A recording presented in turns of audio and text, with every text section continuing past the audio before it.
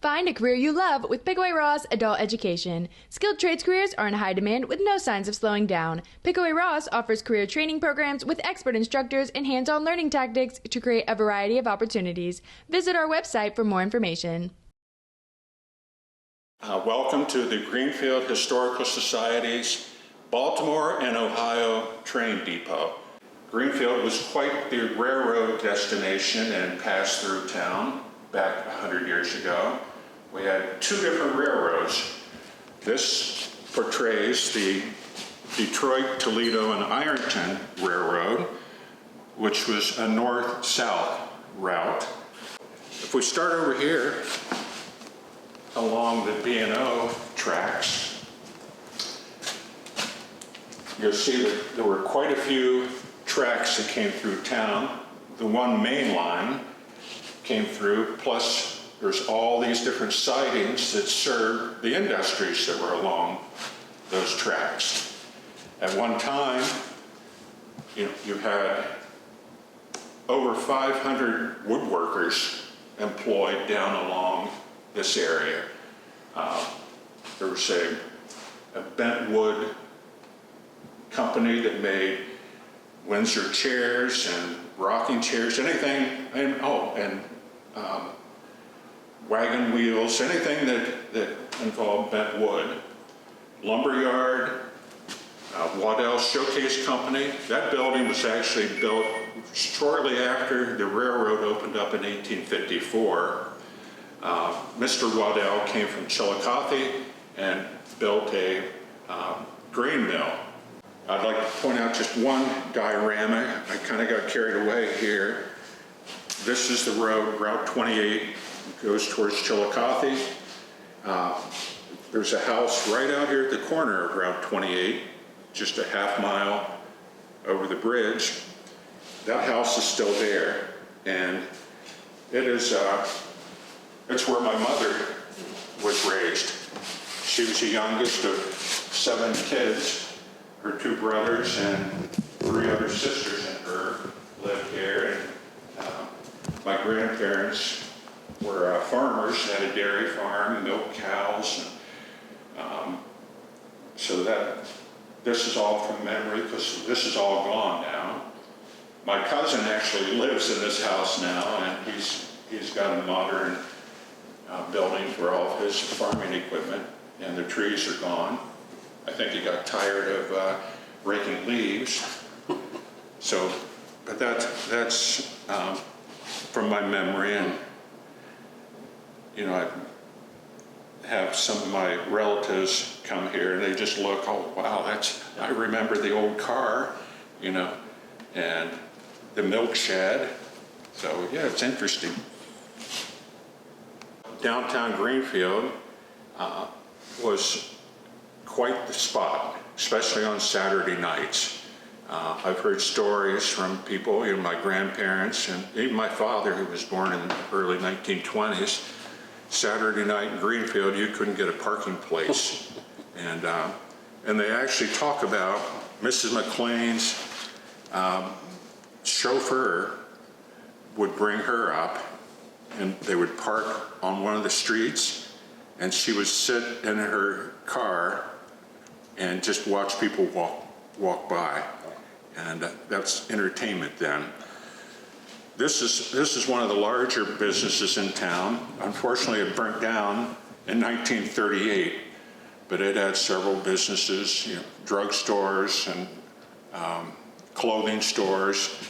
Second floor was doctor's offices, Ewell Insurance Agency, several doctors. The Eagles had the entire 3rd floor. But this, said it unfortunately burnt down in 1938, and 2 men actually died in the fire. They think they were the guys that would feed the coal into the boilers and somehow didn't make it out after the fire started. I'll walk around this way and we can see the City Hall building, which is still there. And I don't remember exactly when, sometime in the last 20 years, I think, a group of concerned citizens wanted to restore City Hall to how it used to look like, which is like this. Somewhere in recent history, they'd stuccoed over all the brick and put up the fake stone, and it looked really tacky, but now it's back to its original condition. Then some of the other businesses along here, almost all of these buildings are still present, but there's different businesses in them now. Some of them are vacant. Had Evie's, which was the big grocery store at the time. And I still remember my grandmother talking about, wanting to go to Evie's to pick up some of that new margarine. And I had no idea what any of that meant, but it burnt down, I think, about 1962. And it had a bowling alley on the second floor. So, at the very end is Murray's Funeral Home, which is a very old family-owned business, and it's still present under a different owner. But this block kind of represents what was there in the 1930s. Sometimes when you build a business and build a little structure, it was 20 different businesses over the years, but I just picked one out and put it down. But as people come in and look, they would tell me, I used to work at Davis's restaurant. And, oh, okay, which one was it? So I would put a little label out here. Barbershops, Greenfield had a lot of barbershops. Bars, barbershop, there were 3 or 4 bar brothers, and all of them had their own barbershop. I really enjoyed making all of this. It's been a real labor of love, and I think the people of Greenfield enjoy this. The people who come in and look, all of them have comments, especially the people that grew up here.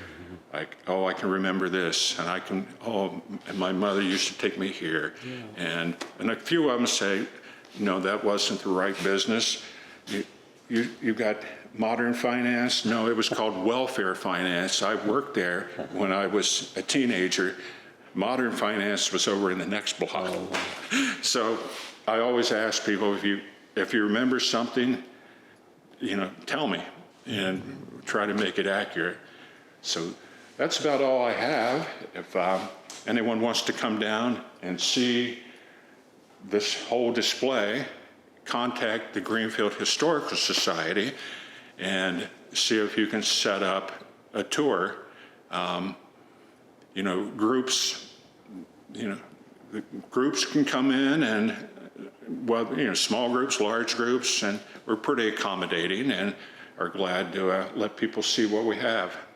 So, thanks for coming.